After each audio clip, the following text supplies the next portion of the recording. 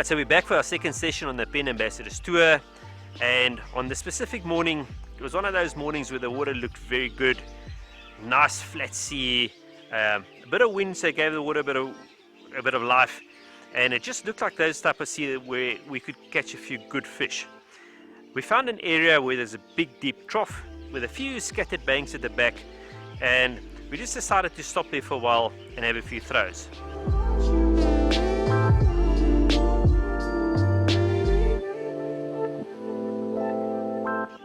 Shoal was persisting with his Sabile fast cast, racking up all the different species, and one species that you can get in Mozambique are springer, but those big old springer up to 10-12 kilos. And Shoal casted, hooked into this fish, and I immediately saw this fish was taking a lot of string and running out straight to sea. My first thought that it was a nice kuta, but after the fish turned and swam straight back towards the shore, I recognized that behavior as a springer.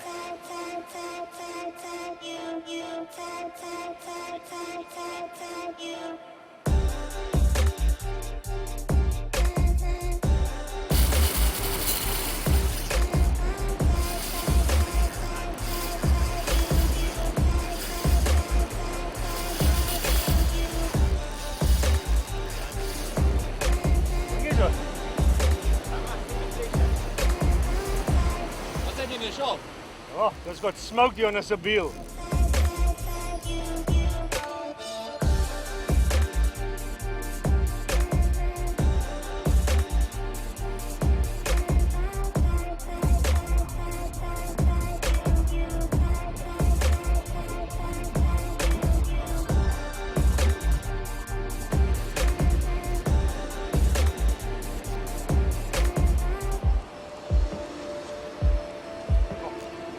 Smoke.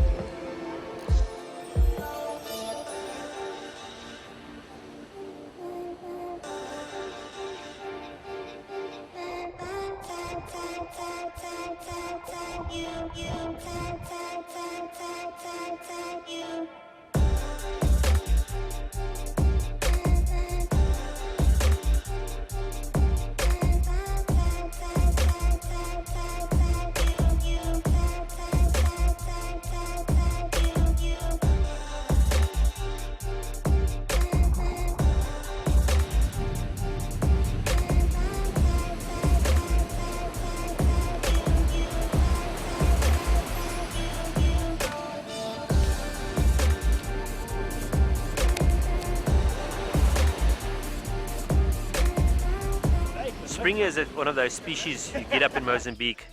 There's not that many left on the South African coastline, so for us as anglers it's always exciting to catch a big springer. And in Mozambique they can grow quite big. I've seen them up to 10-12 kilos, and Shoal was lucky enough to end up with one of those big springers. A springer is one of those species that die very quickly after you landed, so we quickly got it out the water, took a few snaps, got the hooks out and put it back in the water.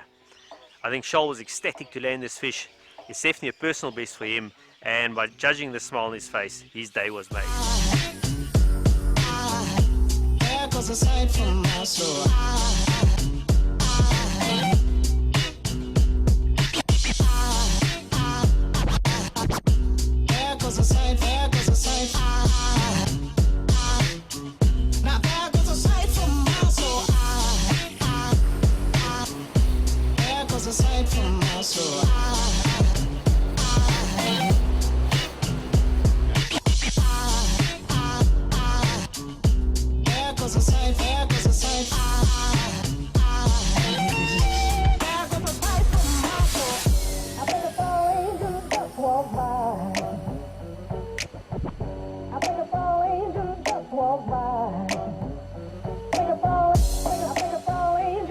Walk by.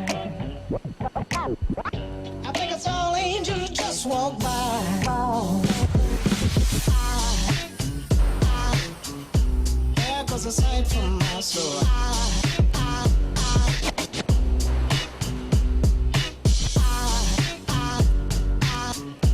There goes a sight, there goes a sight. Now there goes a sight from No, another, that same bait as a springer, 2 ounce Sabile fast cast. Yeah, bait's working very well. Well, as it is up there in Mozambique, during the day you do a lot of spinning and there's a lot of small fish around.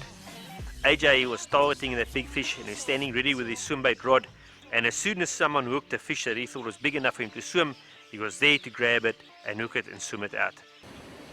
It is always very difficult to get a decent hook set with a swimbait, and this specific bait that AJ had on was on the surface of the water. It was swimming up and down in a lot of erratic movements, and when that shark grabbed the bait, I think it was just bad luck that he couldn't get the hook set. It was shaking the fish around, and for some reason that hook just didn't sit and AJ lost that fish.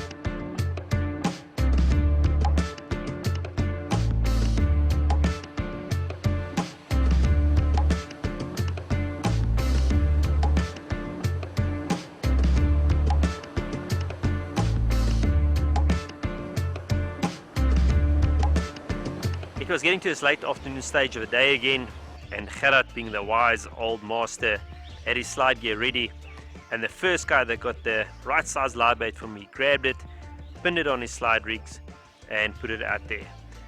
He obviously knew that if he had the bait in the water this time of the afternoon, his opportunity to get a big GT on the live bait would be good. Alright, so Gerard found this nice little hole in between the reefs. He obviously didn't want to slide his bait into the reef, so he put his sliding sinker in that little sand patch between the rocks. Nice little deep section, and got the live out, and he was patient and he knew he just had to wait, and eventually someone was going to grab his live bait. There's always that golden hour in the afternoon, that hour before the sun drops, where those GTs come in to feed, and that's generally your best time to put a live bait out and wait for that big GT on a live bait. Not to me, don't give up so easily. Open up your eyes and see there's more to our story.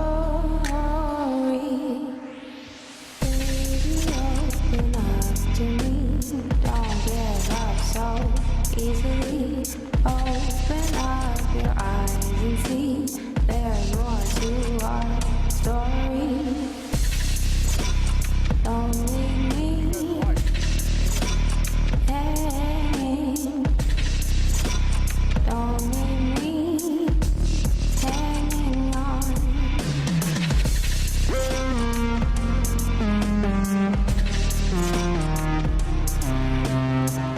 I'm fishing at Baboon Point Lodge with a pure fishing pen group,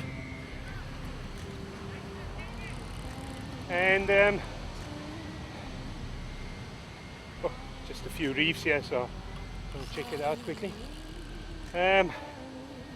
We didn't bother to bring sliding gear, and we're battling to get castable size baits. So I decided to try a bit of mono on my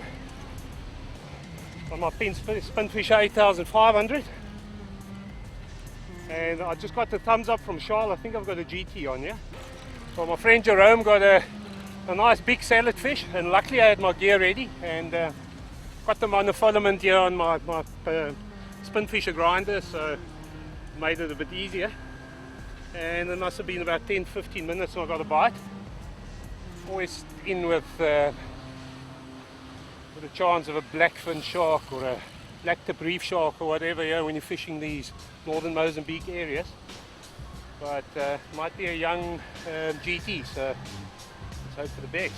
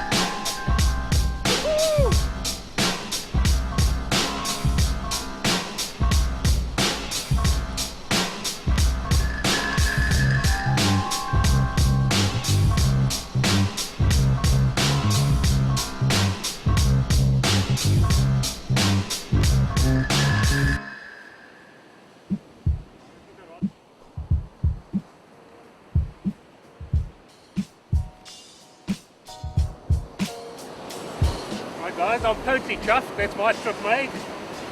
Beautiful GT. When you target these big fish, you either fish big artificial baits or big live baits. I mean, that's your best options for success. So nice big salad fish. 10-minute wait, and there we go. This is the result. Beautiful kinging. Okay. Thanks, Charlie. Well, Gerard's no stranger to landing GTs. This was a very nice fish, and Gerard was very happy with landing another one.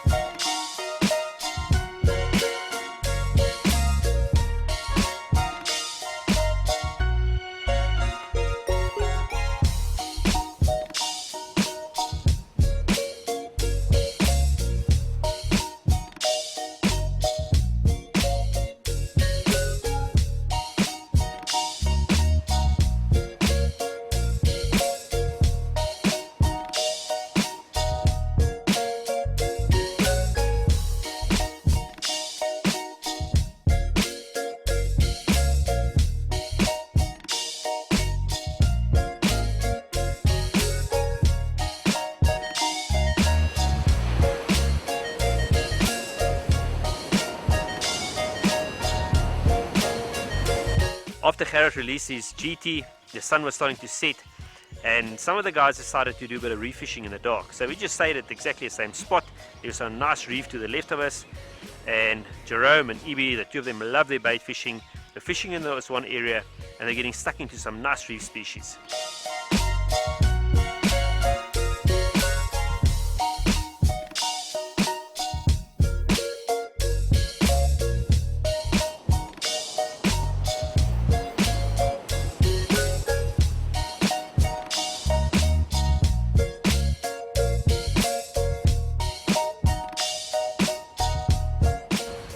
Through Oki and red-eye bait, just went tight, nice fish.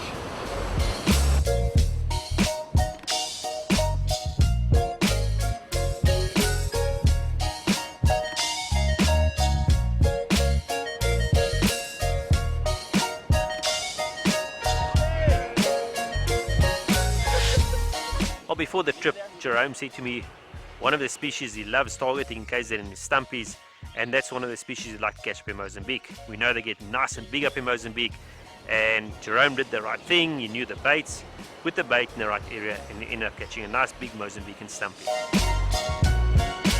Magic. Got it on an Oki leg and red-eye cutlets. On a 6.0 inline circle hook did the job.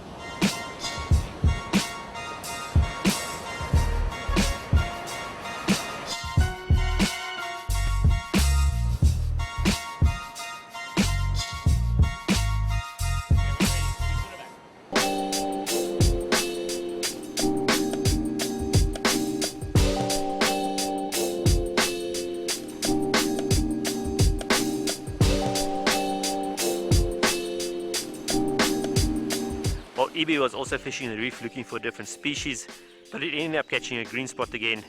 We actually named him the green spot whisperer of the trip because if there's a green spot in the water, EB would catch it.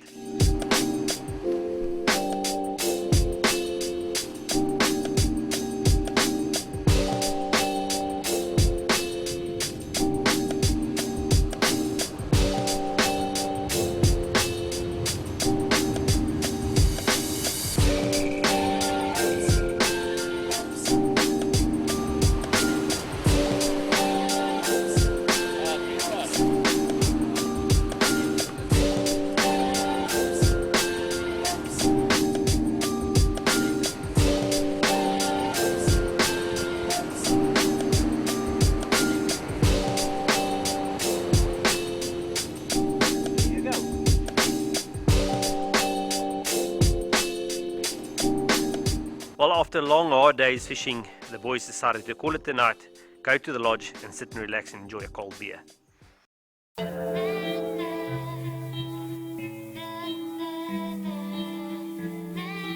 The next morning AJ woke up with his swim rod in his hand. He was persistent. He was going to carry on trying to get a fish on swim bait. He had so many fish on and off and he wasn't going to give up on this. So we moved down the beach, and as luck would have it, we couldn't find a live bait for AJ.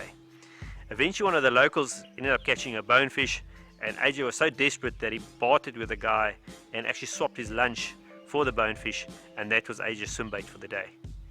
I got a little bonefish from the locals, so I'm quickly putting a slider swim trace on my cottonmouth. It's actually not ideal, but it's very still on the lures. So we have to do something to get a bite. Well, after AJ got the bonefish from the local, he got very excited, and AJ himself knows that a bonefish is a very, very good bait. He was full of confidence, he had a good bait, and he decided to put that live bait out to see if his luck can change.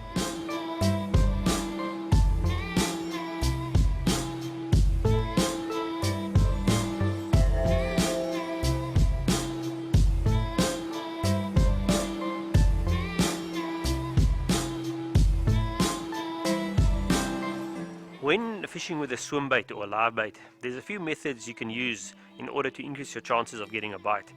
One method we often use is to let the swim bait swim out, your live bait, let it swim out as far as you want it. Normally not too far. You want to keep it in the strike zone where you think or perceive the sharks to be or your GTs to be. So you let it swim out and then you hold that live bait. And as soon as you hold that live bait or swim bait, it starts panicking and it gives off signals. And by giving off signals of panic, it attracts the game fish or the sharks to your swim bait, and it increases your chance of getting a bite.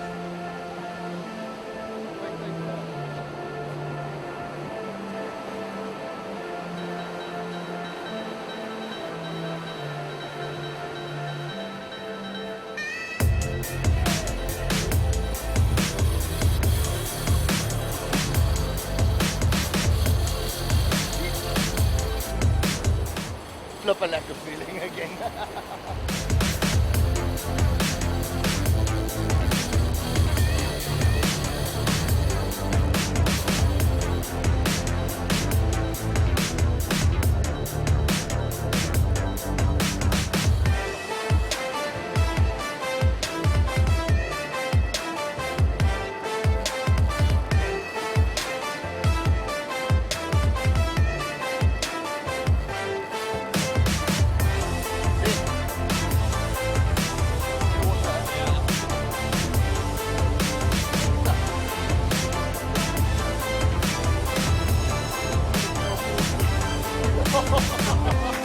That's a lekker bait, eh? Have to. The reef's quite bad here, and old AJ is in his bare foot. I don't think that's going to cut it today on these reefs. Never thought that we'd go this far. Don't stop now. Reaching for a distant star.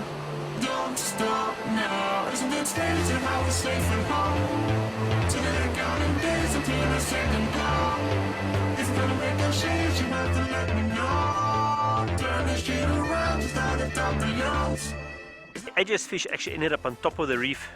It's a very sharp reef with some barnacles and oysters on it. So Shoal just grabbed the leader line and just assisted AJ to get the fish over the reef onto the safer side into the bay where he could land the fish nice and safely.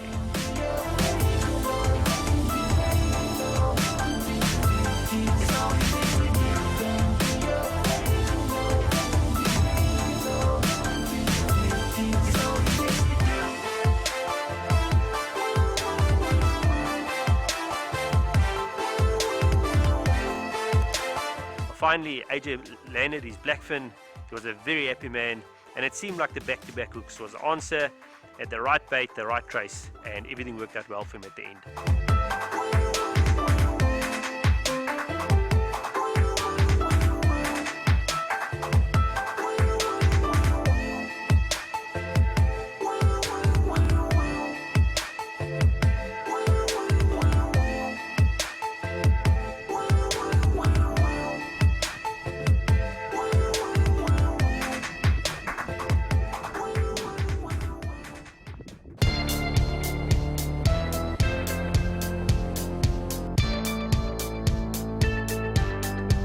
During this period, it became very quiet, the bites went away, so the guys decided to move a bit down south and go look for live bait again. Well, it was that time of the afternoon, sort of late afternoon. We all know that that's a good time of the afternoon to put out live baits. Shoal managed to get a nice live bait, he put it out and he hooked into a very nice fish.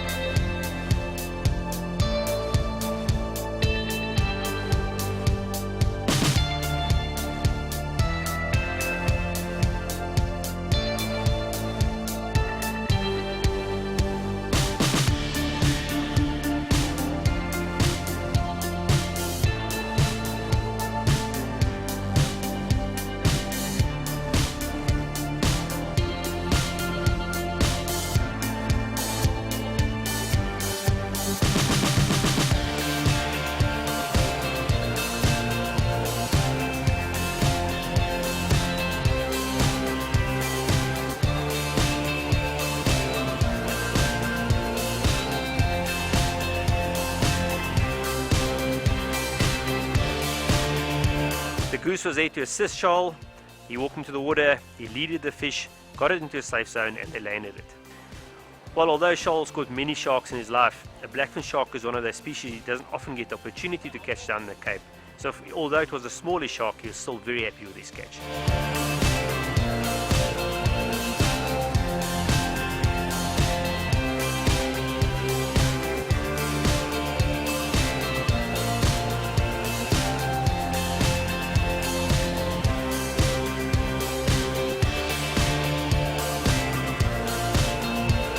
Alright, so at the end of the day, it was an excellent trip. It was a nice team building session. All the guys had fun, a lot of laughters, a lot of fish being landed, a lot of fish being hooked and lost, but an excellent trip, and I'm sure the guys will remember it for a very, very long time.